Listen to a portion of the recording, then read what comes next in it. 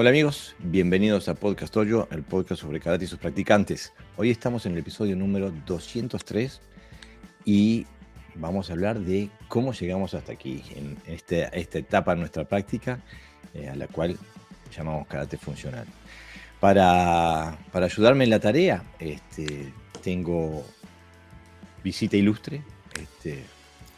Tenemos a Carlos Jesús Carrasco de Sevilla. Bienvenido, Sensei. Buenas, ¿qué tal? Otro multi como José Sensei, que entrena varias disciplinas. Bueno, tenemos a José Navarro Sensei. Bienvenido, Sensei, como siempre ahí, al pie del cañón. Hola, Jorge.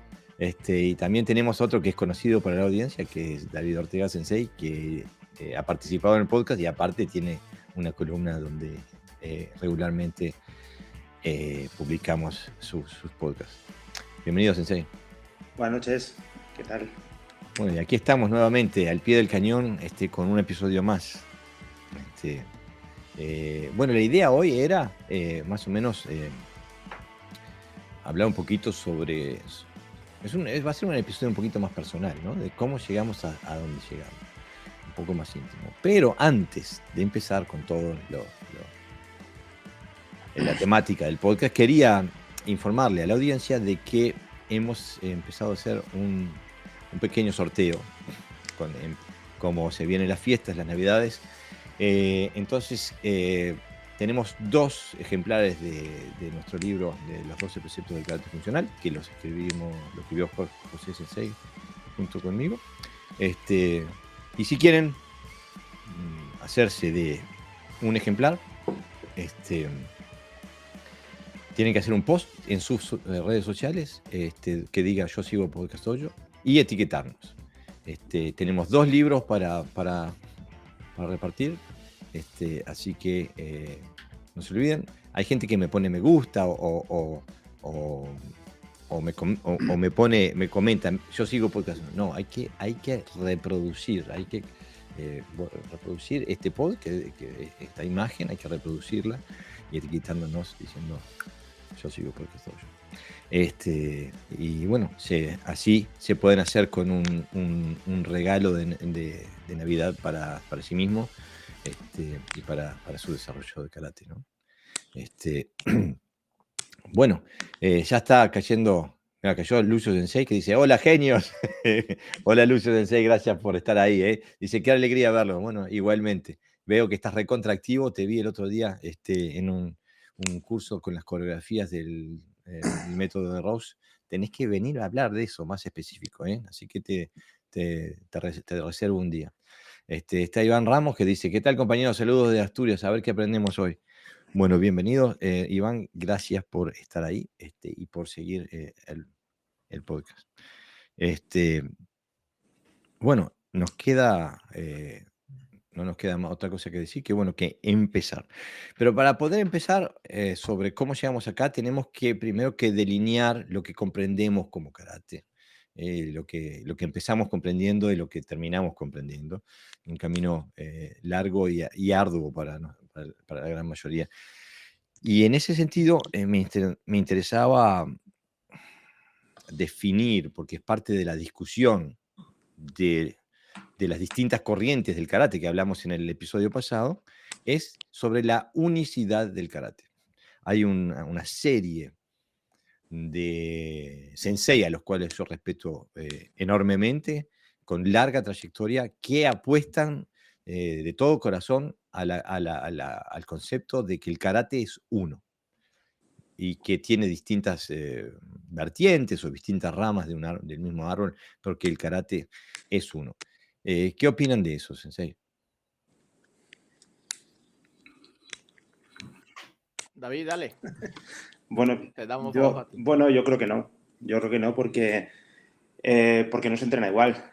Creo que se habla muchas veces en este podcast, ¿no? Que simplemente, si solamente lo focalizamos, por ejemplo, en el karate deportivo, pues es que se entrena totalmente diferente el comité de competición y el kata de competición. Por tanto, no tiene absolutamente nada que ver. Y además en la competición, como exige esa especialización, pues si quieres llegar a de verdad alto nivel, tienes que hacer solamente y exclusivamente eso. Entonces no podemos hablar de que hay un karate si cuando en una parte del karate competitivo ya no tiene nada que ver el kata con la competición. Por tanto, no puede ser uno. Es que no, yo no lo veo, la verdad. ¿Qué decís tú, Carlos? Curiosamente, yo me llevé durante muchísimo tiempo pensando que sí.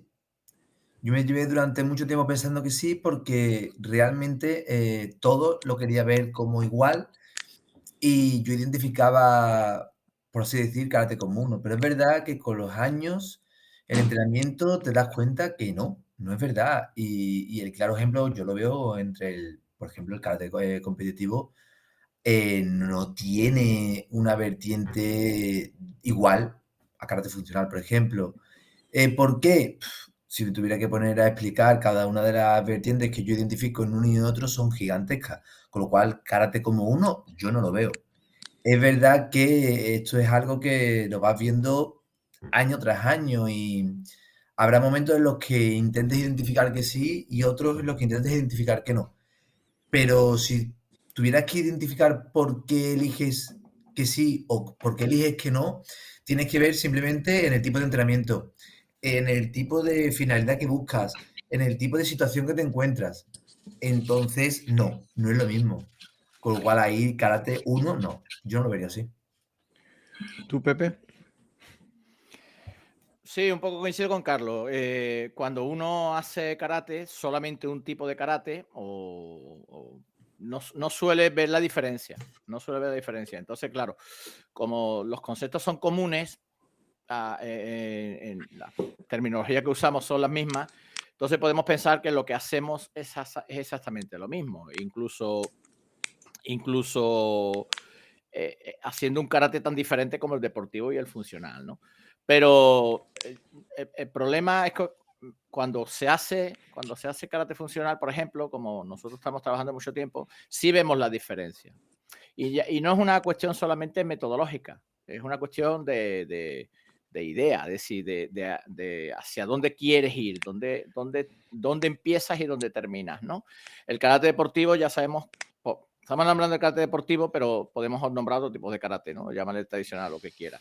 Los objetivos del karate deportivo son conseguir ganar una competición y tiene un tiempo de duración determinada. ¿Cuánto tiempo de duración determinada tiene? Pues lo que aguante el cuerpo del competidor, ¿no? Mientras que el karate funcional o el karate más original es todo lo contrario. Es decir, cuando el deportista decae, el maestro de karate más clásico es cuando empieza a madurar, ¿no? Porque se necesitan muchos años de maduración para trabajar determinados aspectos. Luego, en cuanto a los otros karate, claro, si tú has hecho varios karate, para ti es lo mismo. Pero que sea para ti lo mismo no significa que sea lo mismo el karate. Y ya de esto ya no estamos reiterándonos, ¿no? El otro día en una clase, Carlos, tú no estuviste porque estabas en el tema de la universidad, e hicimos un estudio. Dijimos, vamos a trabajar un karate tradicional, con sus quijones, sus katas, como se hacen habitualmente, que nosotros lo conocemos porque venimos de estilos, ¿no? Nosotros no hemos nacido ahí de la nada, tenemos nuestros propios sistemas, nuestro estilo. Y hicimos incluso las aplicaciones que se suelen hacer habitualmente. Y después dijimos, ahora vamos a trabajar karate funcional bajo la perspectiva de la metodología funcional. Y ahí es donde se vio realmente la diferencia, que no es un mismo karate. Totalmente diferente. Es como tú crees que un naranja y otro naranja son iguales hasta que los pones al lado y ves que las tonalidades varían, ¿no? No hay nada exacto. Y si se investiga sobre esa idea, nos vamos a dar cuenta que no existe. O sea, es que a veces no existe ni siquiera similitud. Simplemente, ¿por qué? Porque se trabaja desde otra perspectiva, que ahora quizás lo hablaremos, ¿no, Jorge? Más específicamente. Sí, para mí lo que es importante, quizás lo que quiero hacer es expandir un poquito el pensamiento que venías dando ahí, Pepe, es que hay puntos de coincidencia entre el karate funcional y especialmente el karate deportivo de kumite, para diferenciar con el karate deportivo de kata. Hay algunos puntos de coincidencia, especialmente a nivel psicológico, el hecho de plantarte delante de alguien que no sabes y la adrenalina y todo eso. Y también en cuanto al trabajar con su agresividad, etcétera, nuevamente a nivel psicológico. Lo cual eso que acabo de nombrar, lo podría haber dicho también, lo puedo formular de esta forma.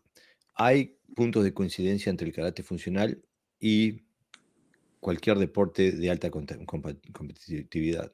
Sí, podría ser un futbolista o un boxeador, o sea, esos elementos que nombré son comunes para toda la actividad deportiva de alta competitividad y donde hay que salir a ganar, ¿no? Ahora, yo estoy en el mismo sendero que los otros panelistas. Incluso me gustó la entrada que hizo Carlos Sensei, porque a mí me pasó lo mismo. O sea, durante un largo tiempo pensé que había un solo karate. Y fue cuando llegué al desgaste total de que no le encontraba salida, que encontraba que había cosas que no encajaban, y estaba a punto de dejarlo, porque mi cabeza no funcionaba lo que me estaban diciendo, donde empecé a encontrar respuestas, ¿no? Pero sí, creo que desde el punto de vista, de la perspectiva de los que estamos dentro del karate funcional, el karate no es uno, porque hacemos actividades diferentes. Simplemente tenemos un gi, eso lo tenemos en común, pero hacemos actividades diferentes. Cuando entramos al dojo, sobre el tatami, hacemos cosas diferentes. Por eso no hablamos solamente de karate, sino que hablamos de karate funcional, para que la gente que quiera ver nuestra actividad sepa que es otra, que es diferente, ni mejor ni peor, pero diferente a la actividad que tiene lugar en el tatami sobre la gente que hace karate tradicional o karate moderno, o hace karate de competición, o sea kata, o sea kumite, etcétera, etcétera. Es otra perspectiva y las actividades que llevamos son diferentes, ¿no? Mira, nos escribe Henry Planos, que dice un saludo de Carolina del Norte. Henry, siempre ahí vos al pie del cañón. Gracias por estar ahí. Lucio Sensei dice, quiero que coordinemos. Bueno, cuando termine el episodio coordinamos, arreglamos un momento para hacer un episodio sobre el de Rose Method. Ramón Cruz dice, buenas noches, saludos desde Galicia. Vamos arriba a Galicia, vamos a ver, bien ahí Ramón por estar ahí. Antonio de Pedro Rojo dice, un abrazo desde el ensanche de Vallecas. Así que España todavía. Gracias Antonio, gracias por estar ahí. Facebook User dice, saludos desde Chile, vamos arriba a Chile. Iván Cuesta dice, hola a todos, sus saludos de Segovia. España está a full hoy. Vamos arriba, Iván. Después Antonio dice que Sensei Cucaña está deseando saludaros. Bueno, muchas gracias. Saludos. Y Roberto Bonet dice, buenas noches para todos de Tenerife. Gracias, Sensei, gracias por estar ahí siempre al pie del cañón, siguiendo el podcast. Y después preguntan, ¿qué está tomando Sensei, David? ¿Qué estás tomando, David? Pues mira, agua. Bueno, agua mori. Sí, esta es el agua como durante la pandemia, que la gente agarraba tazas de té, le ponía la colita del té, pero adentro le echaba Rioja. Sí. Mirá, Rodolfo Blanco dice, saludos desde Cosquín, Argentina. Vamos ahí a Argentina, vamos Rodolfo, gracias por estar ahí. Bueno, entonces, pero para explorar un poquito lo que decía, mirá, y cayó Salva Sensei. Salva Crespo dice, buenas noches a todos, esta vez esos saludos de Liverpool. Salva Crespo, desde Liverpool. Bueno, hoy ganó Liverpool en Londres, vamos arriba. Bienvenido Sensei, gracias por estar ahí.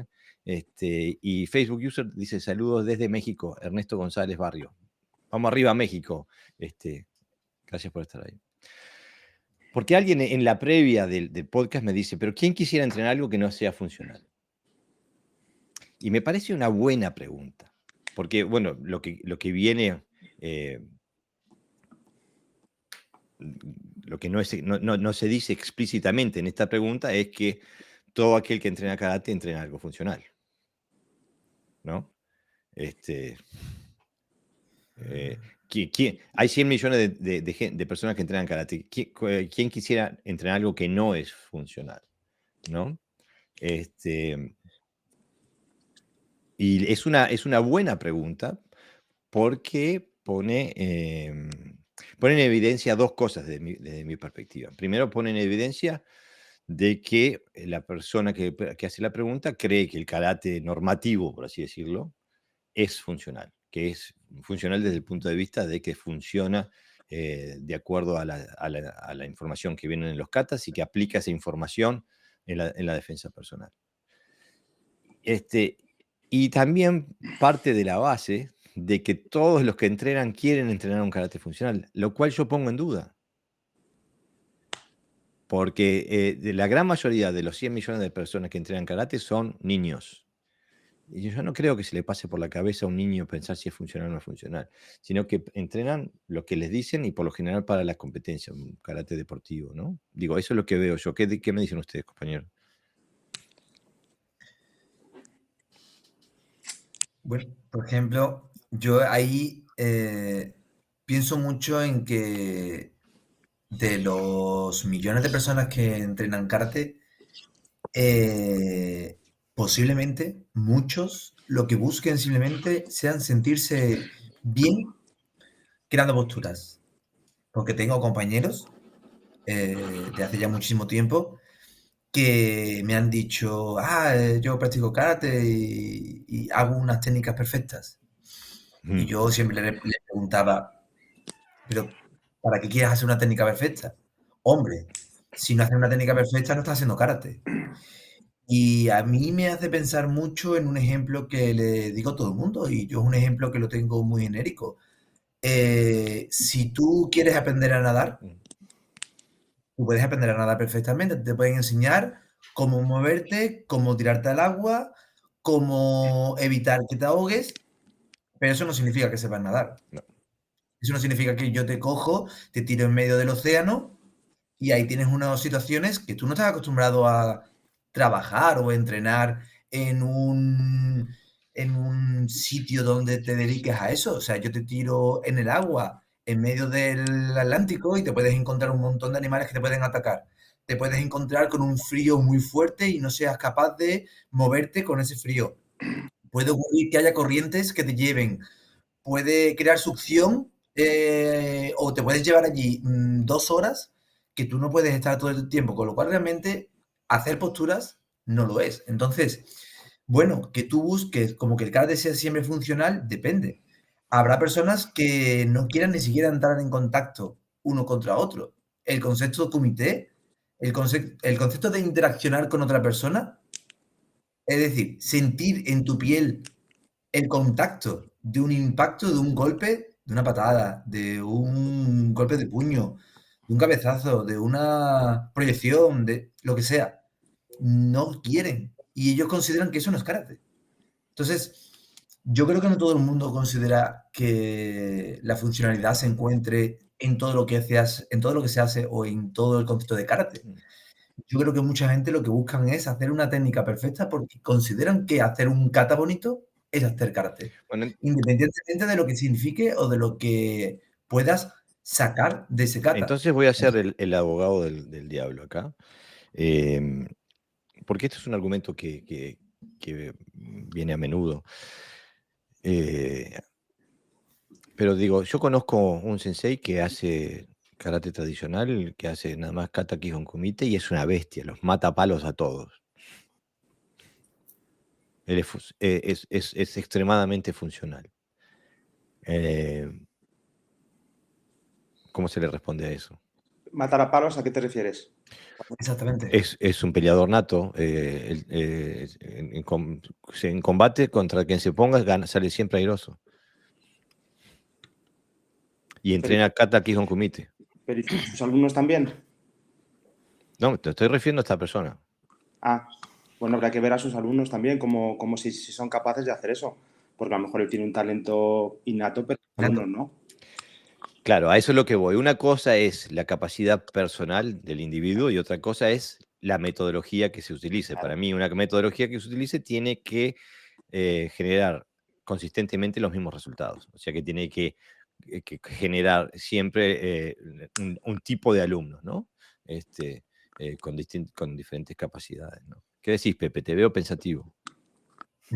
No, sobre el tema de que siempre que hablamos demasiado así contundente, pues caemos en errores, ¿no? Porque si esa persona que ha dicho eso da clases, él sabe que no todo el mundo va al karate buscando las funcionalidades ni le interesa, y etcétera, etcétera. Y hay estilos enteros donde buscan otra cosa, que están más pendientes del tema del budo que del jutsu. Y en el caso del Shotokai, el 90% de las personas que están en Shotokai no buscan la funcionalidad y la eficacia dentro del karate, lo ven incluso una aberración. Tanto es así que, por ejemplo, el Hikite tan famoso de agarrar, se piensa que hay que dejarlo relajado porque dejarlo apretado es violento, ¿no? O sea, hay una forma de pensamiento hacia el budo y no hacia el jutsu.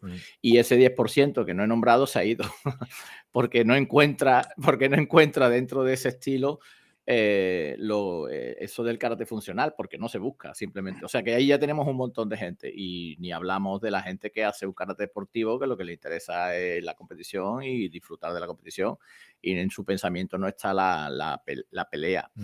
Luego, el problema que tiene es que, como sacamos grados, tenemos cinturones, ahí va como añadido, ¿no? La eficacia. Es decir, yo soy sexto dan, se supone que eres eficaz, ¿no? Pero no es cierto. Lo que te hace eficaz es la metodología. Y una metodología muy acorde a lo que tú buscas, ¿no? A la defensa personal. Y siempre, además, una metodología donde las herramientas o los recursos sean tan potentes que tú seas capaz de vencer a alguien superior a ti, que eso lo olvidamos. Y el karate que se trabaja en el dojo, siempre está el que gana en ventaja, es decir, que el otro es más débil. Para eso no hace falta entrenar. Justamente, muchachos, acá la buena educación no sirve. Quieren decir algo, tienen que decirlo, no tienen que esperar, porque si no, no hablan nunca, ¿ok? Pero completamente de acuerdo. Lo que apuntaba Carlos Sensei ahí era justamente en la diferencia entre la habilidad y el conocimiento, que es enorme, es enorme. A mí me pueden decir, mira, dentro de un mes vas a dar un examen sobre, como le decía David el otro día, sobre cómo funciona un carburador. Si me das un mes, voy a sacar la nota máxima. Ahora, no me pidas que arregle el carburador, porque no voy a tener la habilidad de hacerlo. O sea que conocimiento es una cosa y habilidad es otra. Hay gente que tiene habilidad innata, bien afortunados ellos, pero para el resto de nosotros tenemos que pasar por, primero, acceder al conocimiento y a metodologías que nos permitan generar la habilidad. Y por eso decimos que el karate funcional es diferente, porque tiene un conocimiento y unas metodologías diferentes.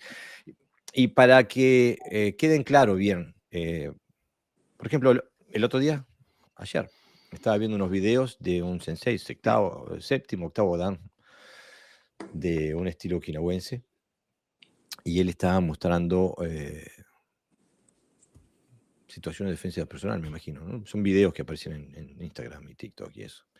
Y uno de los videos muestra a alguien que lo agarra con las dos manos le agarra una mano. Y él haciendo diferentes llaves para liberar ese brazo que estaba atrapado. Y para mí eso era un ejemplo clásico, así, casi que arcaico, sobre la diferencia entre el karate funcional y el karate normativo. Porque el karate normativo se enfoca, está completamente enfocado en la técnica, como decía Carlos Sensei hoy, también decía la técnica perfecta. El karate funcional se enfoca en la táctica. En una situación de que alguien me agarra con sus dos manos, me agarra una mano, digo, pero me queda una libre, digo, vamos arriba, pam, pam, pam, pam, en vez de estar haciendo llaves para poder liberar esa mano. Si el hombre me agarra un brazo con sus dos manos, me está dando una ventaja táctica, es un regalo táctico que ni Papá Noel te lo puede hacer. Y lo hubiera explotado inmediatamente. Pero en el karate normativo se ignora las ventajas tácticas porque lo que se busca es aplicar una técnica específica. ¿no? Y entonces los ataques se hacen cuando se demuestra la capacidad defensiva, los ataques son para que la defensa funcione. No, ¿no? Entonces, la gente piensa, bueno, si tengo esta técnica, ¿qué le puedo hacer para que esto funcione? Y es lo que muestran.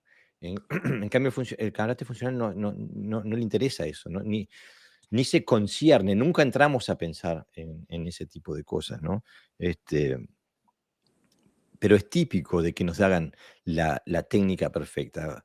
Yo recuerdo en un examen de Dan, me parece que era mi segundo Dan, cuando el examinador me corrigió la mano de estar ahí a estar ahí. 2 milímetros. Y cursos enteros de cómo está colocado el pie de atrás. Mm. Y vídeos y millones de vídeos que vemos por las redes donde te dicen cómo tienes que poner el pie de atrás, etcétera, etcétera. Da igual, porque lo que se busca es eso. Mira, yo creo que la semántica es importante para mí, ¿no? Porque demuestra, el otro día leyendo un libro, hablábamos, que tú ya lo conoces, Jorge, que ya lo hemos hablado. En las artes chinas, que nos parece tan llamativas, utilizan dentro del lenguaje elementos figurados, ¿no? Que no se utiliza por ejemplo, en el karate, en la terminología del karate. Ellos te dicen, por ejemplo, usar las 8 destrezas para vencer a un oponente que te agarra, ¿vale? Y en karate se dice, te agarra y lo barres, por ejemplo, ¿no? Son como más directos, aunque es un lenguaje más accesible, sin embargo, no ilustra bien. El lenguaje figurado que utilizan los chinos, en este caso, en sus técnicas, no te hablan de técnica, te hablan de destrezas. Entonces, para tumbar a alguien que te ha agarrado, te da una serie de puntos. No solamente te dice, pues le hace una shibarai o unos sotogari, sino que te dice cómo tienes que agarrarlo, en el ángulo que tienes que entrar, cómo tienes que posicionarte para evitar que te pateen o te peguen un cabezazo, cómo entras con la cintura y después de la cintura, cómo utilizas la pierna en la dirección de desequilibrio, etcétera. Hasta 8, ¿vale? Vamos a poner 8 destrezas. Bien, pues cuando habla de destreza está hablando obviamente de algo más que no son técnicas, está hablando de tácticas para tú poder tumbar a uno.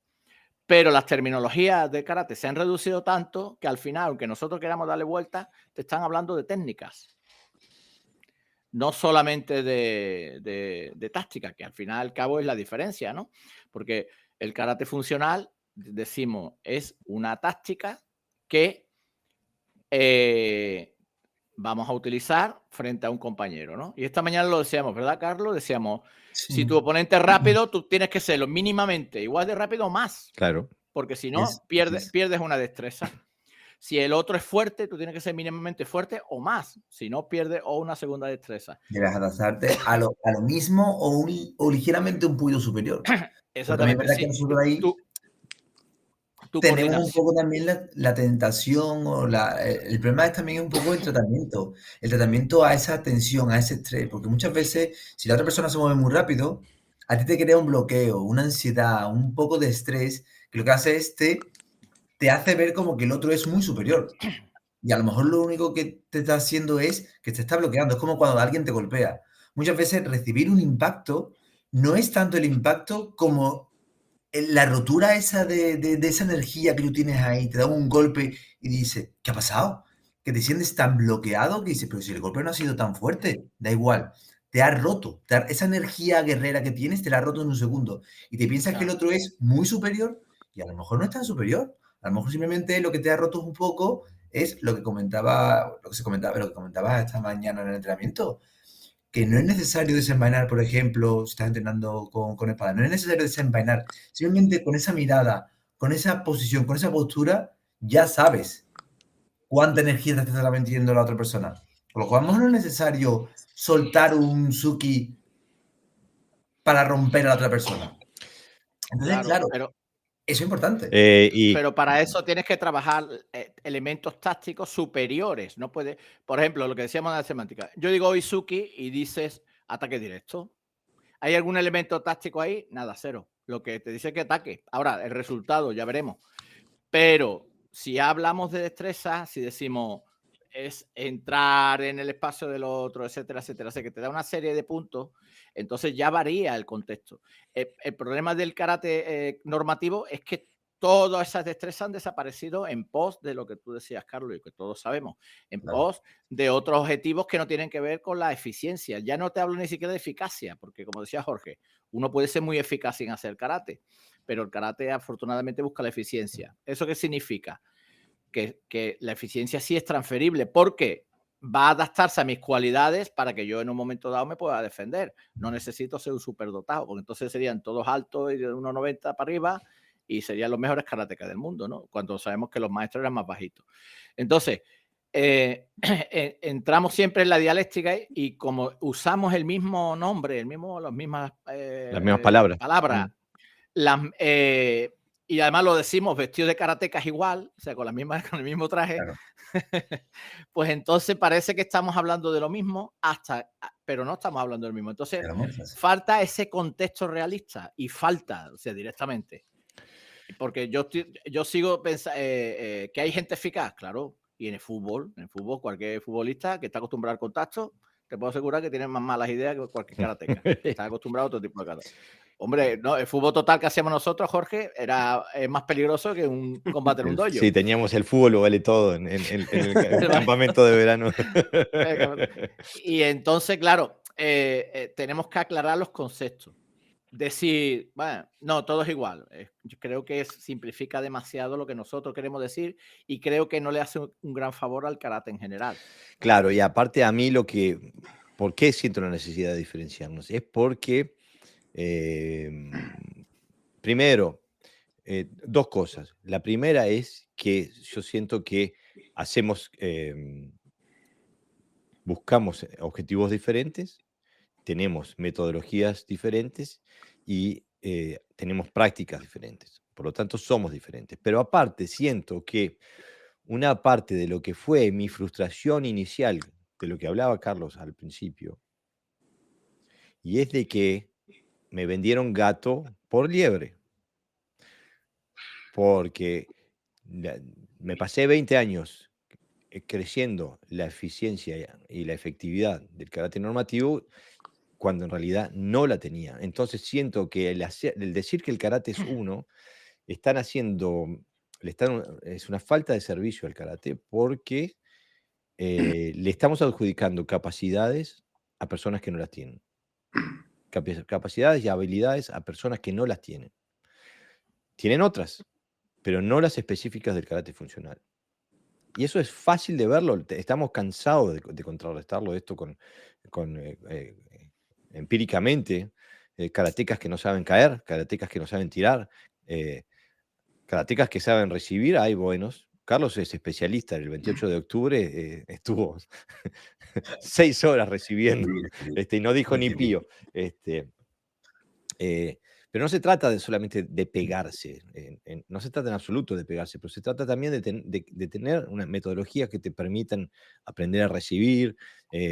Son cosas diferentes y que te permitan aprender a recibir las técnicas o los ataques, mejor dicho, que son los normales en la vida real, no la técnica de Kihon en el dojo. Y es una gran diferencia, por eso nosotros decimos que mientras el karate normativo se enfoca en la técnica, el karate funcional se enfoca en la táctica, porque nosotros nos referimos constantemente a situaciones tácticas y, como decía Pepe, a cómo solucionar, qué habilidad hay que tener para solucionarla, no qué técnica hay que tener para solucionarla. Es una gran diferencia, ¿no? Incluso porque el karate normativo entrega la iniciativa, el famoso karate Nisen Tenashi. Cuando el karate funcional no entrega la iniciativa, la toma, como dice Motobu. El karate es el karate es sente, el karate es iniciativa. Es una visión totalmente opuesta a la que apostaba Funakoshi Sensei.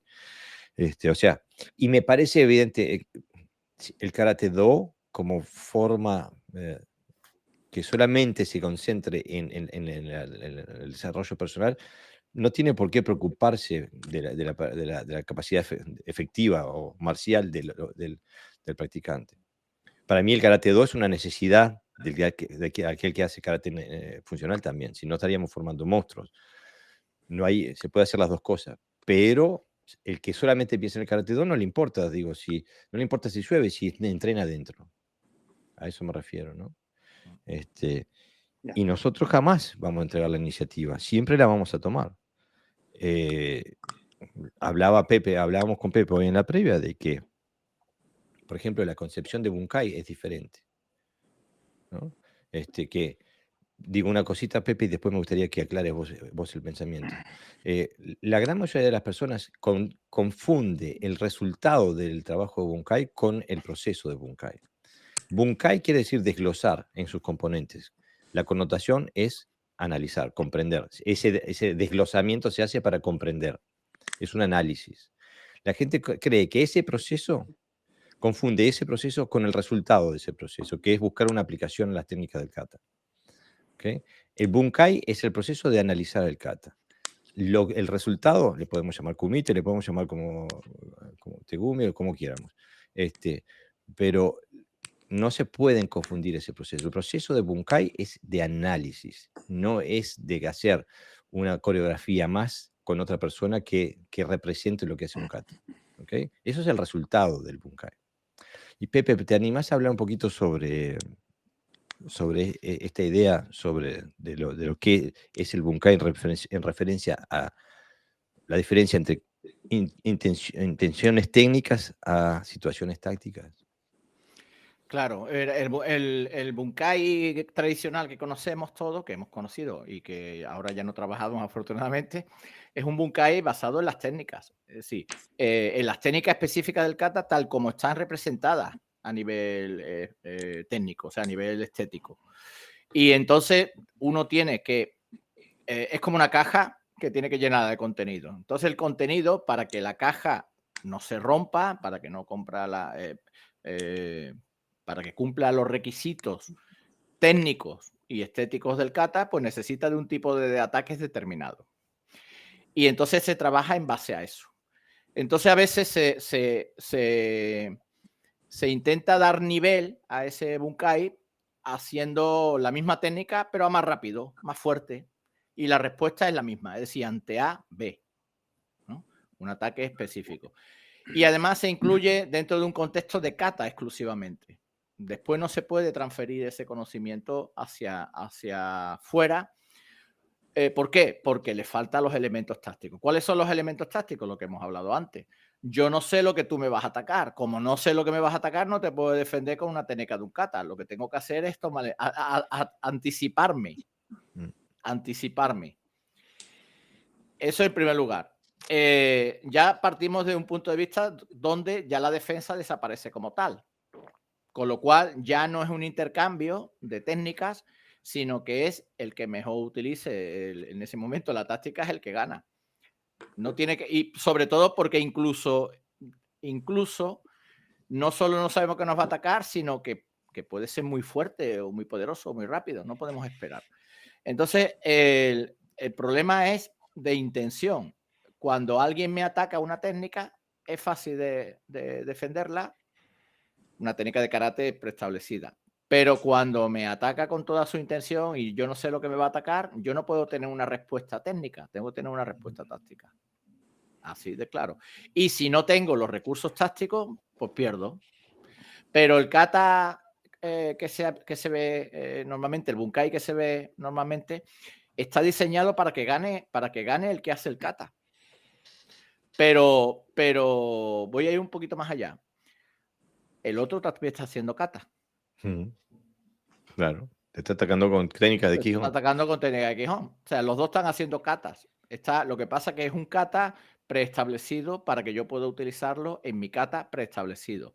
Cosa que no ocurre, por ejemplo, en el concepto del Kenjutsu. Kenjutsu de Kenjutsu, no de escuela ya normalizada, sino antigua. Donde yo utilizo respuestas que no faciliten al otro hacer su kata de ataque, sino más bien que se la dificulte. O sea, que haríamos un kata diferente, de alguna manera. Claro. No sé si se me entiende. Es decir, se te entiende, mi idea es que él no haga su kata. Mi idea es que romperle su kata. Claro, Esa- porque en el karate normativo se hace una diferencia entre entre la técnica de Kihon y la técnica de aplicación. Eh, En cambio, en el karate funcional, la técnica de Kihon es la técnica de aplicación. O sea que se entrena en la misma técnica. ¿Y qué me responderías? No es mi pensamiento, pero sí lo he escuchado mucho. Ante la pregunta de, entonces, ¿Bunkai es solamente válido como, a ver cómo lo explico sin que modifique mucho la pregunta? Para que sea Bunkai, tiene que ser exactamente la técnica del kata, porque Bunkai es aplicar las técnicas del Me kata. encantó esa pregunta. La Me encantó. literalidad. Es que La he escuchado La muchas veces, literalidad, aunque no la exactamente. comparto. o sea, como Claro. que sabes No la de la comparto. literalidad, ya no es el Bunkai. Porque Ya no, es que no es Es así. un- Es que tú no puedes aplicar en Efectivamente. ningún momento, puedes aplicar exactamente las posiciones técnicas. Es que no. Es que no es Pero posible. que Es va decir, más allá de si lo puedes o no lo puedes. Es que el kata es una visión infantil de lo que es un kata. claro, El kata claro. no es un grupo de técnicas que tienen que tener una coreografía que le tenés que encontrar una respuesta técnica, ¿no? El kata oscuro, el atacante invisible, como hay algún que otro sensei que habla de eso. Eso es una fantasía post-fabricada, no prefabricada, post-fabricada para argumentar la propia ignorancia. Lo digo con todas las letras y que vayan a buscar algún kanji que les encaje para poder explicar esto, a ver si lo logran. Porque lo que se trata es de que cómo se entiende el kata. El kata es un sistema. Es como que decir, pero que aprender el abecedario y con todo su sistema de ortografía y de gramática, etcétera, y que tener el abecedario y decir, pero le tengo que encontrar una aplicación a la letra A. Pero escúchame, estamos hablando de un sistema. Las letras ganan o reciben significado semiótico cuando las juntás con otras letras. Por separado no tienen No significado. tiene sentido. Entonces, lo mismo pasa con el kata. El kata es la expresión de un sistema, no es la aplicación de un sistema. Entonces, el que estudia el kata aprende las letras, aprende las palabras, aprende la ortografía, aprende la sintaxis, aprende todo eso, ¿no? Y lo puede utilizar como un idioma.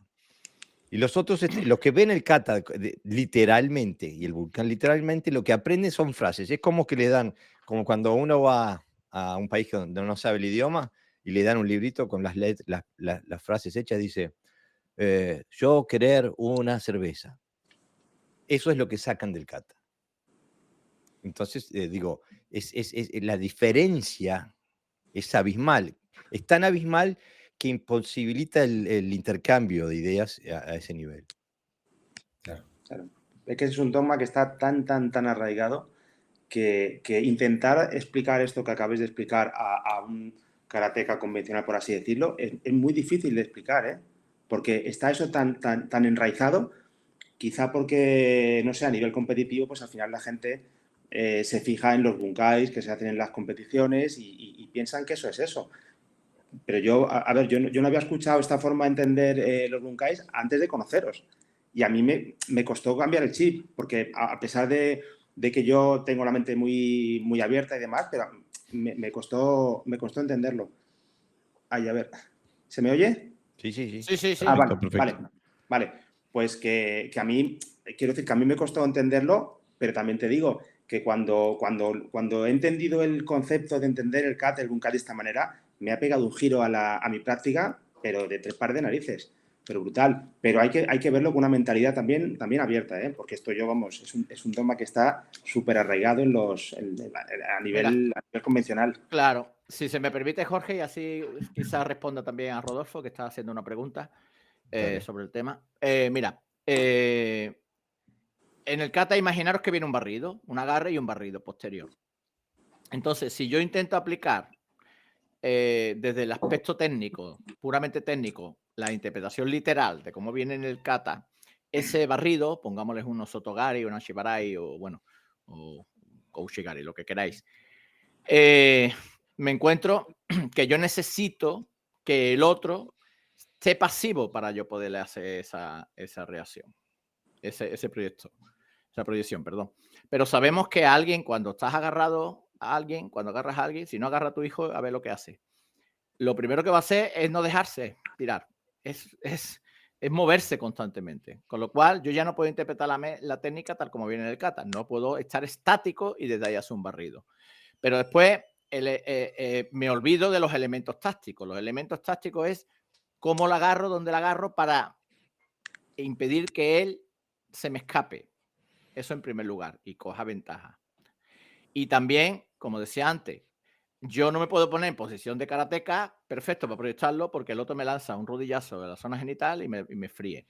Y entonces mi posición tiene que ser acorde a la situación. Es decir, yo tengo que usar el elemento táctico adecuado de posicionarme, no solo para poder proyectar al otro y que no me proyecte el otro, sino que tampoco me patee. Y eso tiene que ver con la función de la técnica y no con la estética de la técnica. Pues la mayoría de la gente hacen barridos, la interpretación del barrido tal como viene la técnica en el kata. Eso sin bajar el peso, le hacen el barrido lo hacen a la misma altura que se hace un oizuki cuando debemos de bajar el centro de gravedad, la posición cambiar, etcétera, etcétera, ¿vale? Entonces, el problema de que alguien no quiera ver eso, a mí me preocupa especialmente. Porque como volvemos a la pregunta inicial, ¿por qué alguien quería encontrar algo que no funcional? Pues no lo sé, o sea, habría que preguntárselo. ¿Por qué hace alguien algo que no es funcional? Porque nunca lo ha puesto a prueba, solamente con sus compañeros. Y evidentemente es fácil con un compañero que, bueno, que siempre va a colaborar algo, ¿no? Pero no quiero dejar la literalidad todavía, porque en un sistema que viene encapsulado dentro de un kata, o sea que tiene tiene un espacio limitado donde expresar todo un sistema, no te puede explicar todas las variantes técnicas de una técnica, no te puede explicar todas las variantes tácticas de una técnica. Entonces, ¿qué hace? Te pone un ejemplo. Entonces, si te viene en un kata, te viene un barrido, te vinieron todos los barridos. Te vinieron todas las aplicaciones técnicas del barrido y te vinieron todas las aplicaciones tácticas del barrido. O sea que lo que está haciendo el creador del kata es introducir en el sistema el concepto barridos. Barai, Ashi Barai, por ejemplo, o el barrido que sea. Te viene con un Ashi Barai, bueno, te puso todos los barridos. Entonces, el Bunkai debe explorar las distintas variaciones de barridos en distintas situaciones tácticas. Es, como decía Pepe Sensei, me está pateando, ¿cómo puedo hacer para contrarrestar una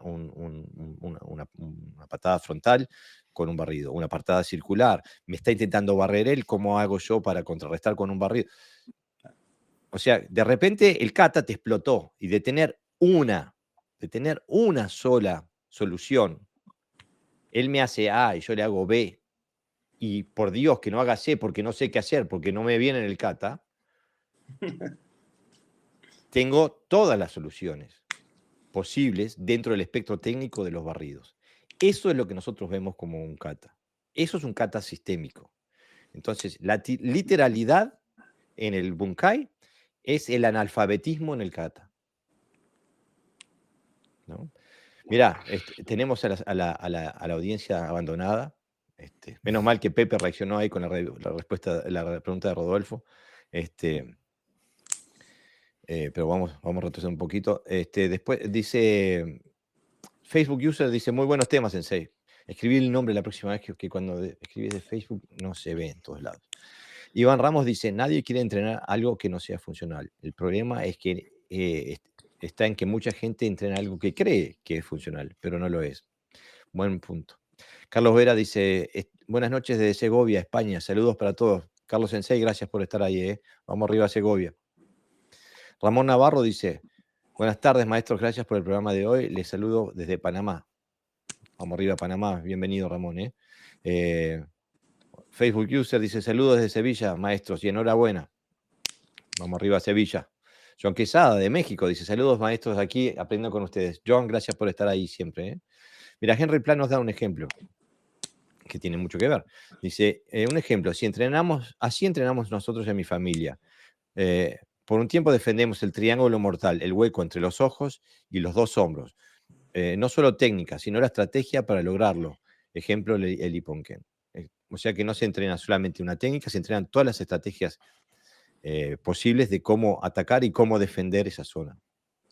Perfecto. Adrián Fernández, Sensei, dice, buenas noches, saludos a todos. Bienvenido, Sensei, gracias por estar ahí. Rafael Ángel Bostelo dice, saludos desde Uruguay, el cerro. Vamos arriba el cerro, vamos arriba mi paisito. Bienvenido, Rafael. José Luis dice, buenas noches, saludos desde Mejorada del Campo, Madrid. Bienvenido, José Luis, gracias por estar ahí. Mariano Carrasco, Sensei, dice, buenas noches, amigos, un abrazo desde Huesca, Nambudo. Vamos arriba, Nambudo, vamos arriba, Huesca, y vamos arriba, Mariano Carrasco, Sensei. Bueno, entonces, ¿qué les parece si empezamos a la parte personal? A ver, porque está todo bien, los conceptos y las técnicas y los bunkai. Bueno, para que antes de empezar, John acaba de escribir un comentario más. Dice, aplicar el jutsu o la aplicación verdadera al karate es llevar a la realidad el mismo, como lo realizaba Motobu Sensei, un karate verdadero para situaciones verdaderas. Buen tema el de hoy. Justamente, Sensei, a eso es lo que buscamos llegar, ¿no? Tener ese tipo de capacidad, de habilidad. ¿Qué les parece si empezamos con los invitados, no los fijos como José, no los de piedra, pero los nuevos que están aquí hoy? Yo soy el actor secundario bot, ¿no? De los el que siempre matan, ¿no? En la película. Pero va a ser difícil contigo, Pepe. ¿Qué les parece si nos hablan un poquito de su historia, de cómo llegaron hasta aquí? O sea, empezar más o menos describiendo cómo era su entrenamiento inicial, qué inquietudes tuvieron que los llevaron a otras cosas y después cómo llegaron hasta hoy, ¿no? ¿Quién se anima? Bueno, pues yo mismo. Nada, pues yo vengo del mundo competitivo y bueno, pues cuando me retiré del mundo competitivo hace muchísimos años, bueno, pues me di cuenta que el karate para mí era como muchas piececitas de un puzzle que había por ahí y había muchas piezas que me fallaban. O sea, había algunas, pero había muchas que fallaban. Y entonces eso, bueno, pues te lleva a una búsqueda de, pues, por otras artes marciales, entrenando con otra gente, pero bueno, al final no te acaba de llenar. Te das cuenta que te faltan ciertas cosas. Y al final, pues por esa búsqueda, por esa frustración o por esas inquietudes, al final, bueno, pues yo por mi parte llegué al karate funcional a través del podcast, por supuesto, y me recomendó un maestro que tengo de Wing Chun, me recomendó uno de vuestros podcasts, y a partir de ahí, bueno, pues me hizo ver el karate de una manera distinta como yo lo veía, que caía mucho de los dogmas de los que habláis vosotros hasta la saciedad. Porque yo creo que es que para salir de esos dogmas lo que tienes que hacer es salir de la burbuja e ir a entrenar a otros sitios, con otra gente, con otras artes marciales, sobre todo cuando... A ver, yo estaba en el equipo nacional, a nivel competitivo tenía un nivel, pero cuando sales de esa burbuja te das cuenta que hay otras cosas y que tú eres bueno en una parte, pero en otra no. Y dices, joder, ¿y por qué me faltan a mí cosas, no? Y a partir de ahí te pones a buscar, lo dejas todo ya por perdido. A mí el Wing Chun que sigo practicando es un Wing Chun muy funcional en el sentido de que habláis vosotros. Eso me llevó a esto y bueno, pues os conocí y bueno, empecé a escucharos. La verdad que me cuadró mucho, me dio mucho que pensar, me dio mucho que tirar dogmas, que tirar torres, cosa que a mí no me supone ningún problema ni me supone absolutamente ninguna frustración. Yo creo que tirar, quizá yo soy fisioterapeuta y con las terapias y con la gente es tirar dogmas todo el rato. O sea, que a mí tirar un dogma para ser mejor no me supone ningún problema. Y a partir de ahí, bueno, pues os conocí y poco a poco pues me fuisteis captando y bueno, y ahora entreno con vosotros, ¿no? Y la verdad que estoy pues encantado y aprendiendo y disfrutando y en ello estoy. Recuerdo, bueno, es una práctica que todavía sigues después de cada podcast. Al otro día sé que cae el comentario tuyo, ¿no? Pero recuerdo los primeros tiempos donde venías con muchas preguntas Joder, ya. y muchas críticas también, ¿no? Incluso me llevó a hacer, lo tengo por ahí un archivo con tus preguntas y tus ideas, porque realmente le sacabas jugo al podcast, parecía que lo estudiabas y tocabas nota. El otro día venía ¿por qué esto? ¿Por esto? ¿Qué quiere decir? ¿Por qué? Bueno, y bueno, quiere decir que tienes una mente súper inquisitiva, ¿no? Es que vosotros habláis de conceptos que tenéis ya muy interiorizados, pero para alguien que viene de fuera, que viene de un carácter normativo, o sea, hay muchas veces que es, a ver, espérate, a ver, dale pause, dale para atrás. ¿Cómo? O sea, a mí, a ver, ahora mismo me parece una estupidez, ¿no? Pero a mí me rompió la cabeza que esto no fuera una defensa. A mí eso me rompió la cabeza, ¿eh? Hace un No, tiempo. lo que te hubiera roto la cabeza es si te intentabas usar como una defensa. Eso Sí, sí, bueno, que te también, iba a romper la cabeza. aparte. Pero quiero decir que son cosas que poco a poco te van abriendo la mente y te van haciendo ver otro punto de vista que te parece además pues muy coherente, la verdad. Y además es que muchas de las cosas que habláis es que no es fácil acceder a ellas. Quiero decir que tú lees un libro y bueno, ahí hay conceptos que muchas veces son cosas de antiguos maestros, que las traducciones son raras, que no se expresan bien, el idioma, no sé qué, y uno no sabe cogerles el jugo, ¿no? Y yo creo que vosotros habéis hecho eso, ¿no? Exprimir eso y explicarlo de una manera que sea más sencilla, coherente, y luego a través de la práctica. Y a mí eso, pues, la verdad que me enganchó mucho. Nosotros hemos hecho lo mismo que hacemos con la práctica, analizar. Sí. Y simplemente nosotros teníamos una información limitada y porque no porque fuéramos torpes, sino porque estábamos buscando en sitios inadecuados. Eso suele pasar. Si tú no sales de tu estilo, pues tú Sí. conoces toda la línea de maestros y todo lo que dicen ellos de pe a pa, pero ya no sabes nada más, ¿no? Entonces es un conocimiento cerrado, cerrado a tu interés. Es como el que nunca ha salido de su barrio o de España, ¿no? Piensa que nada más que el mundo que existe es el de su país, pero no es cierto. Pero tú la actitud que tienes es la correcta, es decir, no entiendes algo, intenta explicármelo, te lo intentamos explicar, después puede estar en acuerdo o en desacuerdo, que puede ser por pura lógica porque tú no busques eso o simplemente porque no te interesa, ¿no? Pero no, desafortunadamente no ha sido la mayoría de los casos. Casi siempre nos han querido callar. Es decir, no digas esto, no vaya a ser que la gente se despierte como si fuéramos políticos o estuviéramos en contra del karate. Y eso no, lo que nos ha hecho es reaccionar más fuerte, porque la gente olvidaba que estaba hablando con karatecas, ¿entiendes? Y el karateca funcionales, que no nos echamos para atrás porque nos peguen un yakuzuki en la boca del estómago, todo lo contrario. Atacamos con más fuerza. Entonces, quiero decir que sería bueno que la gente dijera, oye, nosotros estamos accesibles, jamás no hemos contestado a nadie que nos ha preguntado. Y cuando hemos tomado medidas drásticas es porque han entrado en temas personales y de insultos que no lo vamos a consentir, evidentemente. Vamos, a nadie, absolutamente, ya también para que lo vayan teniendo claro. Entonces, estamos aquí para hacer un tipo de karate. Si alguien tiene ese conocimiento, pues nosotros bienvenido, porque la verdad es que la comunidad de karate necesita de más voces, ¿no? Que hablen de estas cosas. Claro, y nosotros no impedimos que el resto del planeta haga lo que quiera. Lo que sí, reclamamos nuestro derecho a hacer lo que a nosotros nos parece correcto. Pero una cuestión de que lo hablaba el otro día con David, ¿no? Y que me parece que hay que resaltar, y creo que es algo común para nosotros cuatro y necesario para los que se embarcan en este camino, que es una cualidad que creo que los cuatro tenemos. Se la estaba resaltando David, porque especialmente si uno viene de una carrera de karate, especialmente si tiene una carrera de élite exitosa como David Sensei, es muy fácil no es muy fácil, es natural crear una identidad en cuanto a esas victorias y esos logros. Y, y entonces empezar por este camino significa derrumbar un montón de conceptos, de verdades que uno tenía por ciertas, y, y eso significa desconstruir una identidad también a nivel emocional. Y eso es muy, muy duro. Por eso yo estoy, hay cientos de personas que me siguen a mí de palabra, que quieren tener lo que tenemos, pero no tienen la capacidad emocional de hacer lo que hacemos.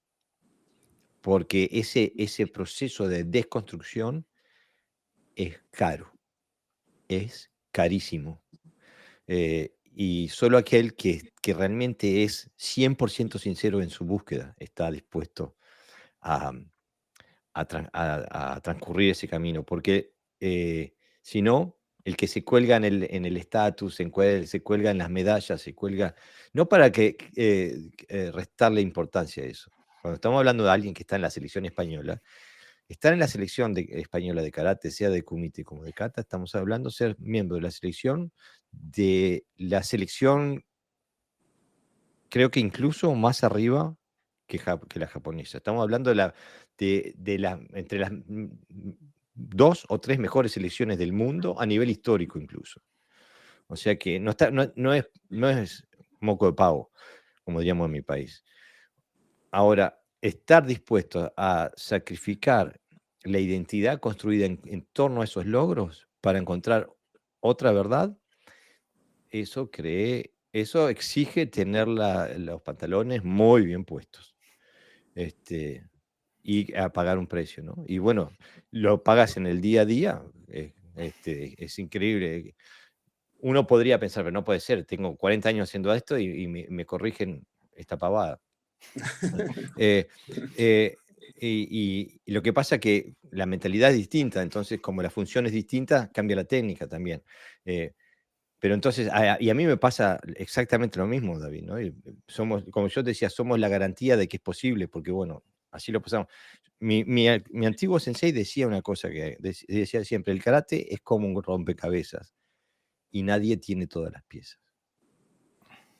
Y cuando Pepe Sensei hablaba de que no era por estúpido, sino que estábamos buscando en el lugar incorrecto, era que nos faltaban piezas y el lugar donde estábamos no las tenían esas piezas. Fue cuando salimos a buscar a otros lados, ¿no? Carlos, ¿te animás a contar un poquito? Tu historia es diferente porque David Sensei está en Madrid y está, estamos en línea, entrenamos en línea y eso, pero tú te comes los roscazos en vivo y en directo. Exactamente, en mi caso es bastante distinto. O sea, yo me siento privilegiado en realidad. Yo llevo 30 años entrenando karate, entre otras cosas, y es verdad que llevo toda mi vida. Es decir, empecé con 5 años.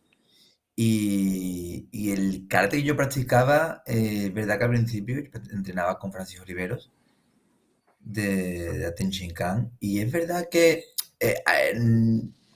al principio dirigía mucho en el concepto, por eso había mencionado yo antes la técnica, la perfección en la posición, porque a mí de chico yo nunca he practicado karate competitivo. Yo siempre iba un poco a explicar la técnica, me enseñaban la técnica, perfección en la técnica y que fuera eficaz la técnica. Pero claro, era una eficacia un poco, bueno, llamémosla muy particular, porque al fin y al cabo te perfeccionaba, por así decir, en la posición. Y bueno, fueron pasando los años, fueron pasando las horas de entrenamiento y yo llevo entrenando con Pepe Sensei una década, ¿no? Sí. Es una década más o menos que llevo ya recibiendo. Entonces, yo me siento privilegiado en ese sentido porque he ido viendo toda esa evolución.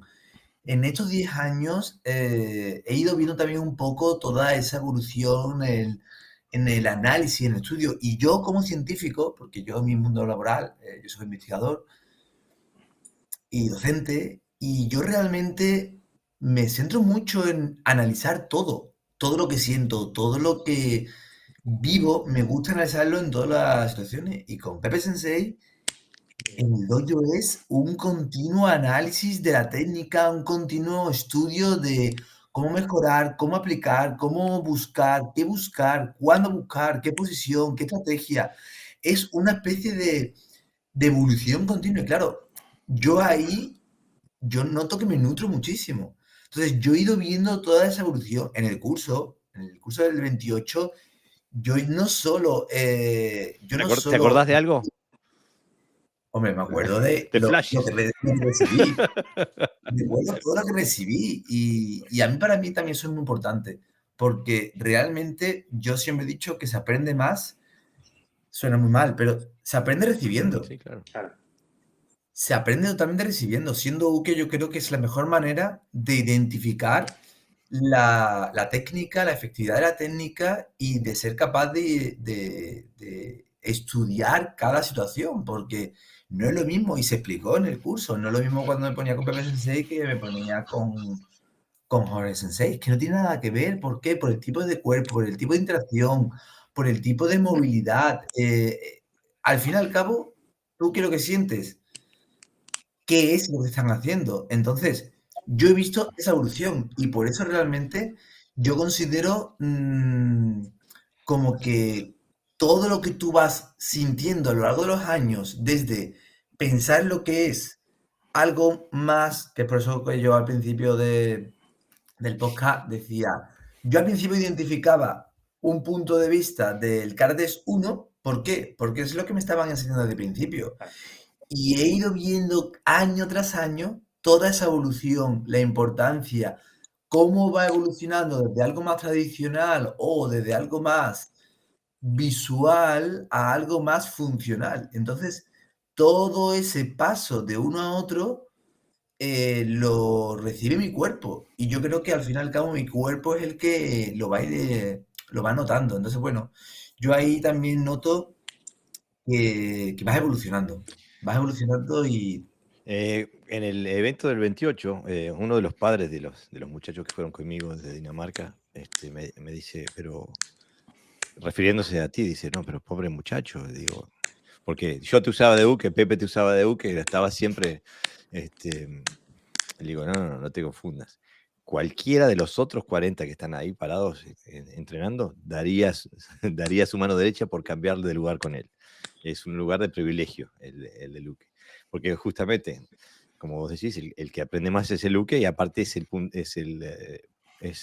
uno agarra como uke a alguien de confianza que sabe que puede manejar el nivel de violencia que le vas a dar, que tiene la capacidad y la habilidad, no solamente técnica y física, sino también emocional y psicológica. Y hiciste un trabajo excelente ese día. Mira, Darío Schiel nos dice, hola estimado Sensei, saludos de La Plata, Argentina. Vamos arriba a La Plata, vamos arriba a Argentina. Bienvenido, Darío, gracias por estar ahí. Ahora, yo trabajo con Daniel. Con Daniel. Te cambié el nombre, David. Yo trabajo con David en línea, nos encontramos una vez por semana. Trabajamos con el Kata Hakutsuru. Y yo sé que trabajas con Pepe Sensei, con el Sanchin, ¿puede ser? Sí. Con el concepto de Sanchin, vamos a ser más concreto. No con la kata de Sanchin. Kata de Sanchin es la herramienta, ¿verdad, David? Y supongo que te pasará a ti lo mismo, ¿no, Jorge? La herramienta es Aragaki, ¿no? Yo lo pongo lo pongo a pensar al pobre David, lo pongo a trabajar, me hace deberes también, y es muy puntual, todos los días me está mandando, todos los días, chiqui. Pero estaría bueno hablar porque ¿cuál es la función? ¿Cuál es no quiero decir la función, pero cuál es el objetivo de este tipo de entrenamientos? Que lo podemos hacer presencial, que siempre es 10.000 veces mejor, pero también lo hacemos a nivel en línea, por ejemplo, con David Sensei. El objetivo de esto no es enseñarle a pegar un Suki a una persona como Carlos o como David, que son Sensei hechos y derechos, que tienen décadas de de experiencia, sino que lo que estamos intentando a través de un contexto técnico específico, como puede ser el Hakuchuru, en mi caso, con David, o el Sanchin, o con Carlos. Pepe hace de todo, hace karate, hace kenjutsu, hace de todo, ¿no? A través de ese contexto técnico específico se intenta recalibrar la cabeza de karate del alumno en este caso, ¿no? O sea, no le vamos a enseñar a hablar a alguien que hace 40 años que habla. No le vamos a cambiar la pronunciación. Ahora, lo que estamos haciendo es intentando recalibrar lo que antes eran trocitos separados, técnicas, a transformarlo en conceptos y expresiones de conceptos, procesos que expresen conceptos, procesos energéticos, procesos estructurales, y que tengan lugar dentro de un contexto táctico. Entonces, es lo que estamos intentando hacer dentro del marco de la Jiu-Jitsu Todo Kenkyukai, con nuestros trabajos presenciales y nuestros trabajos a distancia. Es abrirle la cabeza a gente que ya está hecha y derecha, no vamos a cambiarle la técnica, pero sí darles herramientas de pensamiento y de entrenamiento para que les florezca el karate el que ya tienen, ¿no? Por ejemplo, con David, pobre David ya me ha mandado, no sé, cientos de videos, le digo, la idea es crear un proceso en la que, porque siempre nosotros, la cabeza humana nos gusta ver patrones. Entonces vemos patrones de técnicas, vemos patrones de movimiento. Entonces, para cortar los patrones, estamos haciendo un proceso en la que David Sensei se agarra todo el kata y se fija técnica por técnica. Y trae aplicaciones diversas, varias aplicaciones para cada técnica. Y después le pone aplicaciones, después a ese árbol técnico que está generando le va a poner más. Entonces ya el kata le va explotando sin hablar de patrones técnicos dentro del kata. Cuando empecemos a hablar a ese nivel, le va a volver a pasar lo mismo. Y entonces está pasando de estar en una expresión técnica es un kata fantástico, pero igual es una definición técnica concreta y limitada. Ahora su arsenal técnico y su arsenal conceptual técnico-táctico está explotando, va creciendo exponencialmente todos los días, porque todos los días me manda video número 18, video número 22, pam, pam, pam. Me dice, me parece que esto es así, así, así. Sin que yo tenga que estar explicándole nada. Es un trabajo, yo le digo, ¿podés ir en aquella dirección? Y David Sensei está explorando y él está saliendo con respuestas, soluciones que yo no se me hubieran ocurrido a mí. O sea, no se trata si son correctas o son incorrectas, son el resultado de un proceso, y eso es lo importante, el proceso que hace que ahora estés pensando diferente. Eso es una gran parte de lo que es el trabajo de la Jiu-Jitsu Todo Kenkyukai, porque no estamos recibiendo gente cinturones blancos, estamos recibiendo gente que son sensei hechos de derechos, ¿no? Pepe, ¿te animás a hablar un poquito de Sanchin como concepto? Sí, aquí David tiene unas necesidades concretas, ¿no? Porque el Jitsu no trata de coartar la posible búsqueda de una persona. Entonces él tiene, por su trabajo, por su búsqueda, tiene necesidades internas y externas. Entonces,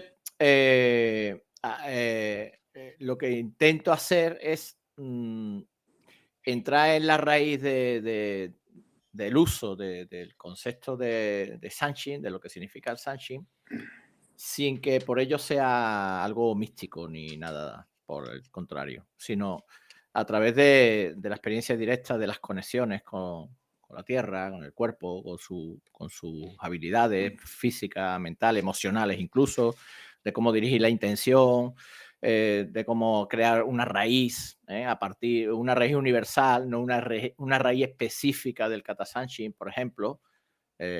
Trabajamos, rompemos el kata constantemente, hacemos un sanshin rápido, ¿verdad, David? Sí. Y de momento que parece más un kata de shuri, por ejemplo, pero sin perder el enraizamiento.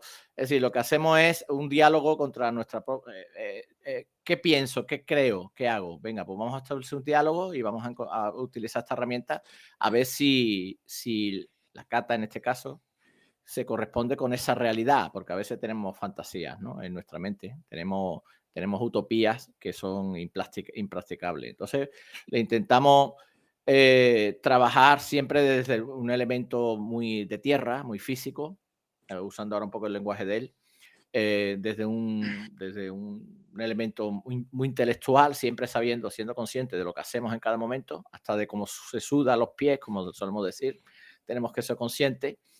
Y también un movimiento de intención, de trabajar intenciones a través del kata, que puede ser dirigida hacia adentro o hacia afuera. Así es como yo lo trabajo, ¿no? Si la dirigimos hacia adentro, nosotros somos el único ser que existe en ese momento. Y si lo dirigimos hacia afuera, tenemos que tener en cuenta el espacio, el tiempo, etcétera, etcétera. O sea, es como una aventura, ¿no? Nos hemos tirado así es como yo lo trabajo y así es como lo transmito. Y no tiene nada de místico ni tiene nada de absolutamente nada. Son principios universales que, si son universales, se pueden aplicar en cualquier kata. Y con un cambio de enfoque, decía mi maestro de Shikun, dice, la diferencia entre el Tai Chi marcial y el no marcial no está en las técnicas son las mismas. Ujú. El que hace Tai Chi interno usa el mismo kata, ¿sabes? Dice, la diferencia a veces es la mirada, ¿no? Si la dirijo hacia adentro, se la dirijo hacia afuera. Pues eso es lo que trabajamos. Y la verdad que pues, ha mejorado mucho, ¿eh? Ese sanshin que me presenta ahora tiene ya una cierta calidad, de comprensión que al principio, como él mismo reconoció, bueno, estaba más basado en la técnica, en el kata como técnica y no en el kata como expresión de principios.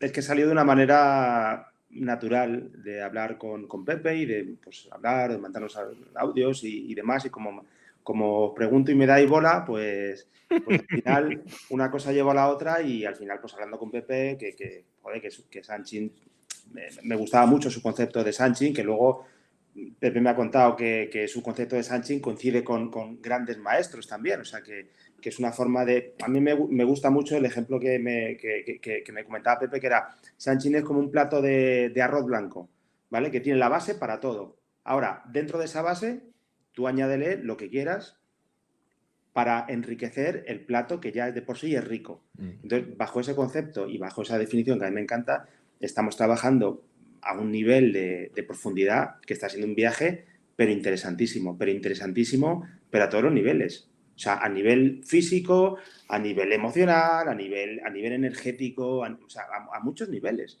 Pero desde fuera, el que lo vea, pues va a ver un kata, pues bueno, una cosa que es muy tontorrona, ¿verdad? Pero internamente lo hacemos de una manera que yo la verdad que estoy pues, muy contento porque me está aportando muchas cosas, me está nutriendo pues de una manera muy profunda, sinceramente. Nosotros usamos una frase, la última clase que dimos, la semana pasada creo que fue, donde decíamos, si quieres ser fuerte físicamente, relájate mentalmente, ¿no? Usamos ese concepto, ¿no? Entonces, no solamente introducimos elementos, sino que quitamos elementos. Nosotros trabajamos sobran. con el noble arte de la exageración. Sí. Ese era el concepto De hoy, ¿no? No, ¿cuándo entrenamos la última vez? El viernes. El viernes. El concepto del viernes era el noble arte de la exageración.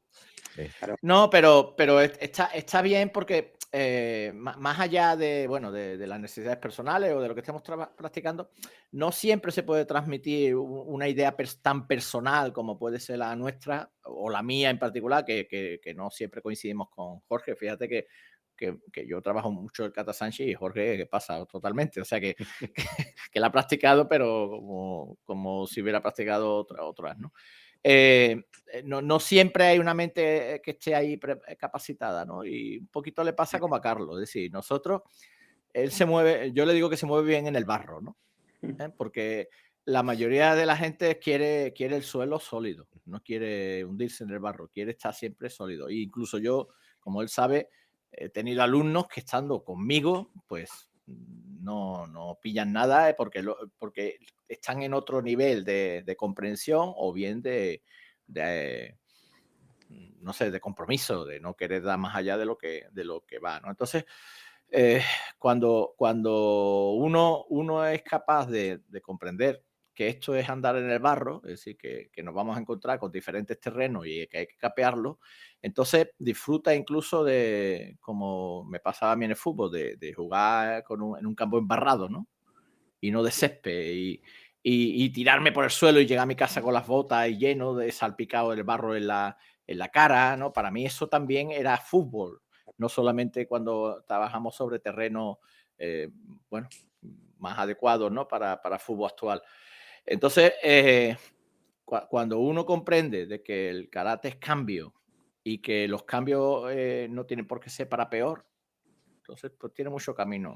Pero creo que eso es parte de la personalidad y y como decía Jorge, ¿no? De la madurez. O sea, esto no es para cintos blancos. Los cintos blancos llegan, practican y lo que tú le digas. Pero una persona que es capaz de cambiar y dice, uy, esto me interesa, evidentemente es porque ya estaba buscando eso. Lo que pasa que a lo mejor no con las herramientas adecuadas. Por ejemplo, si yo soy sincero y yo digo de mi karate antiguo, y quizás yo sea una excepción por el tipo de maestro que tuviera, ¿no? A lo mejor no soy un buen ejemplo, pero conozco a gente que viene de karate y yo le dijera, del karate tuyo puedes transferir algo a los otros sistemas que nosotros hacemos, a los otros estilos, o los otros artes marciales, el Kenjutsu, al Iaido, al Aikido, etcétera. Seguramente no. Pero desde la perspectiva de Jitsu-Jou, como trabajamos sobre principios universales, nosotros cuando hacemos Kenjutsu esta mañana, Carlos, estábamos haciendo Jitsu-Jou porque estábamos trabajando sobre elementos tácticos dentro del sable. A eso me refiero, ¿no? Entonces, se mezcla una parte de búsqueda, pero el que busca es porque ya estaba en esa tesitura, ¿no? Ya ha visto algo, es decir, ya ha visto que hay un horizonte que ha salido, como se dice en teatro, ¿no? Ha sido capaz de mirar más allá de la primera fila, ¿no? Sino que ha visto todo el teatro en este caso. Una de las cuestiones que me gustaría resaltar sobre el tema es que es una cualidad que tiene muy bien desarrollada Carlos Sensei, que es la capacidad de adaptación. ¿Y a qué me refiero a esto? Yo, toda mi práctica, ya hace décadas que va en ese camino, yo no trabajo nunca, jamás, desde un punto de vista cognitivo, o sea, de estar memorizando, crear patrones reactivos a que si él hace A, yo hago B, jamás. Yo trabajo desde la médula, o sea, yo nunca sé lo que voy a hacer. Trabajo con la receptividad, trabajo con a nivel neurológico, o sea que trabajo con la receptividad hacia la energía, la estructura del oponente, y mi técnica sale a partir de eso. Entonces, si se me prende la chispita, puedo ser medio peligroso en algunas situaciones. Y en el 28 estaba dando clases y estaba dando clases de qué podía pasar cuando la técnica no funcionaba porque el oponente reaccionaba de forma natural. Y sin yo premeditarlo, le hago una luxación de cuello a Carlos que a uno que tenga una capacidad de adaptación una centésima de segundo más lenta, lo desnuco ahí. Lo desnuco ahí. Tenemos que llamar a la ambulancia, a la policía y no vuelvo. Bueno, muchachos, nos vemos dentro de 25 años. En cambio, Carlos entró, se adaptó y salió, absorbió y salió. Y ese tipo de cualidades o de habilidades, eso es una habilidad que tiene que ser entrenada, tiene que ser estudiada, tiene que ser comprendida, tiene que ser practicada. Es una metodología concreta. Es muy poca gente dentro del karate que entrena ese tipo de habilidades, porque siempre estamos preocupados de cómo le pegamos en la cabeza al otro. y muy pocas veces trabajamos incluso desde el punto de vista cómo absorbemos una luxación de cabeza, por ejemplo. Y aparte no fue que yo le dije a Carlos, mira, ahora voy a hacer esto, te agarro de acá, te hago esto, sino que salió así, de la nada, ¡pum! Y él cabalgó esa energía, pudo absorber, girar en el aire y caer con la cabeza todavía unida a su tronco. Que para mí, después viendo el video, digo, qué bien que la hizo. Y eso es una habilidad excepcional, que es importantísima y es muy... hay una actitud negligente, me parece que más que por ignorancia que por negligencia, pero no se estudia. Y eso es el resultado de un trabajo extenso, no puede ser de la noche a la mañana. Así que te felicito por eso, Carlos. Gracias. Mira, Pilo Granero nos dice, buenas noches, llego tarde, pero llego. Un saludo a todos, mañana os escucharé. Bienvenido, Pilo, gracias por escucharnos y seguir el podcast.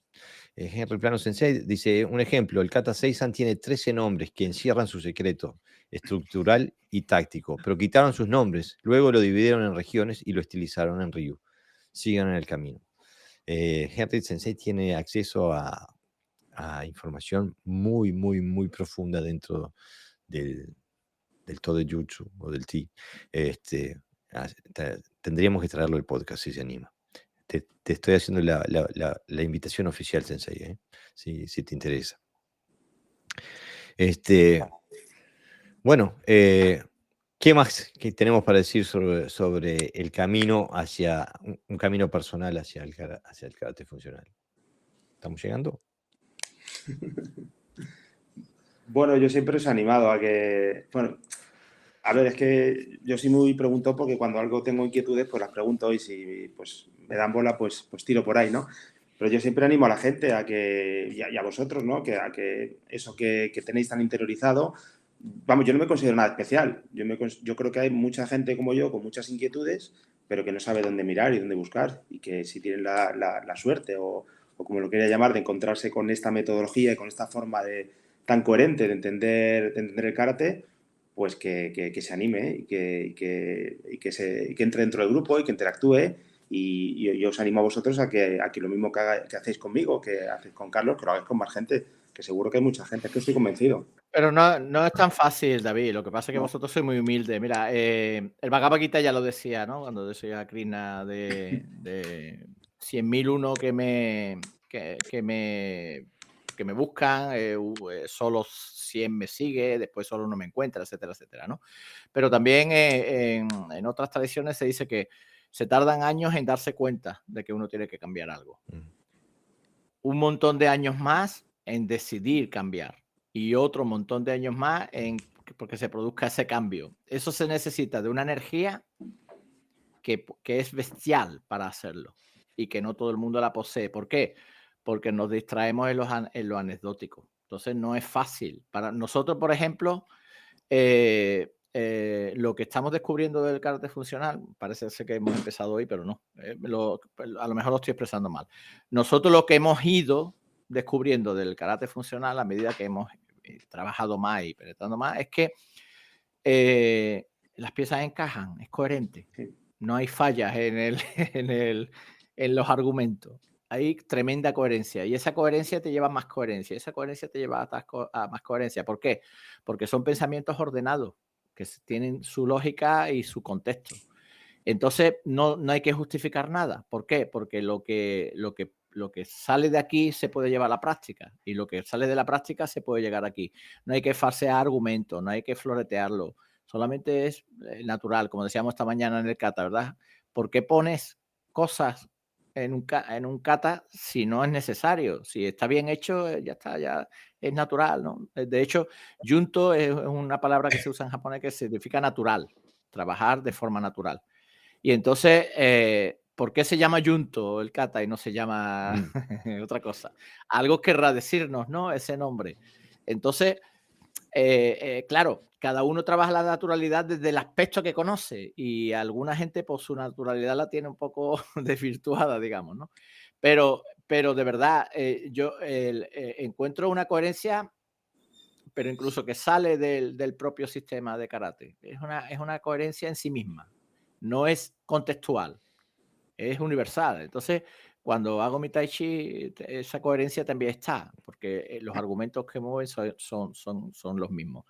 Cuando hago cualquier actividad, por ejemplo, ahora mismo estoy hablando de karate funcional y me está sumando, no me está restando, no me está quitando energía. No tengo que estar demostrando constantemente que esto es bueno, que no es bueno. Cada uno que haga lo que quiera, ¿no? Porque a mí me aporta. Entonces, yo esa coherencia no la veía tanto en el karate que hacía antes. A pesar de que, ya te digo, como karate no es que hiciéramos nada raro, pero no había eso, porque a veces cuando se empieza a trabajar mucho sobre la filosofía y decir frases bonitas, normalmente hay que dudar un poquito, ¿no? Porque le quita coherencia a lo que hace. O sea, si te estás pegando en un tatami, ¿cómo me va a venir con una frase filosófica? Si es que estás haciendo cosas diferentes, ¿entiendes? Y porque eso forma parte del karate, no forma parte del karate. La coherencia es lo que forma parte del karate. Y las técnicas son coherentes. Por eso nos gusta tanto, porque yo creo que el karate es uno de los estilos más sobrios, estructuralmente hablando, que yo conozca. Porque yo he practicado diferentes sistemas, entre ellos he hecho Shoei Fat, o sea, imaginaros, ¿no? Kung Fu Shoei Fat, que movimientos para acá, movimientos para allá. Bueno, pues el karate tiene como esa finura de coherencia, pero en algún momento se ha quitado, se ha argumentado de otra manera, se ha falseado la realidad a favor de, a ver cómo lo voy a decir, quizás de gente no preparada, para no decir ignorante, quizás de gente no preparada, y entonces como todos sabemos, el populismo es más rápido de difundirse que otras realidades, y es lo que ha venido y lo que ha calado, y se ha perdido toda esa gama, ¿no? Pero si yo le incito a la gente a que pruebe. Ya no te digo que lo haga ni que deje nada, sino que lo pruebe. Si lo prueba, le va a gustar seguro porque tiene buen sabor. Hasta ahí puedo llegar, ¿vale? El resto de los a vosotros. Bueno, mira, Henry Plano Sensei dice, gracias Sensei, esta es mi estancia en Okinawa del 3 de febrero hasta el 3 de septiembre del 24. Pero Sensei, aparte de mayo, un servidor vuelve a Okinawa definitivamente con la familia, pero sean bienvenidos en Yonaguro. Bueno, yo voy a Okinawa, voy a intentar encajar las fechas y pasar a visitarte, Sensei. Gracias por la invitación. Bueno, me parece que estamos llegando al final de este podcast. La intención era ilustrar un camino desde un nacimiento normativo a un fin funcional y cómo se puede llegar ahí. Y nuevamente apuntando a que el karate funcional existe potencialmente dentro de todos los katas. Aquel que tenga un kata clásico tiene la posibilidad de hacer karate funcional. No es la técnica, sino es el prisma conceptual y las metodologías que se extraen del kata cuando se lo estudia desde una perspectiva funcional, lo que hace la diferencia. Y bueno, les doy las gracias por darnos su tiempo, darnos su voz, y darnos su sabiduría. Gracias por todo. Gracias. Como siempre, les recuerdo que el sábado, hoy es sábado, sale el podcast en vivo y en audio y en video, y el podcast en audio sale el lunes por las plataformas de podcast más comunes como Spotify, Apple Podcasts, Google Podcasts, y no me acuerdo más, hay mucho más, Vivox también, por ejemplo, etcétera, etcétera. Así que los invito a seguirnos y los invito a que corran la voz y les cuenten a sus compañeros karatecas de nuestra existencia y les pasen para que les pasen los enlaces, etcétera, para que nos escuchen y nos sigan y nuestro mensaje llegue a más gente. Con eso dicho, hasta el 204.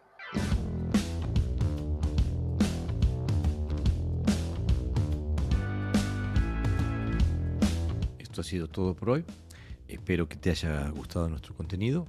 Y si te gusta, no te olvides de compartirlo en tus redes sociales, suscribirte a nuestro podcast en las plataformas de podcast y de seguirnos en nuestro canal de YouTube y nuestra página de Facebook.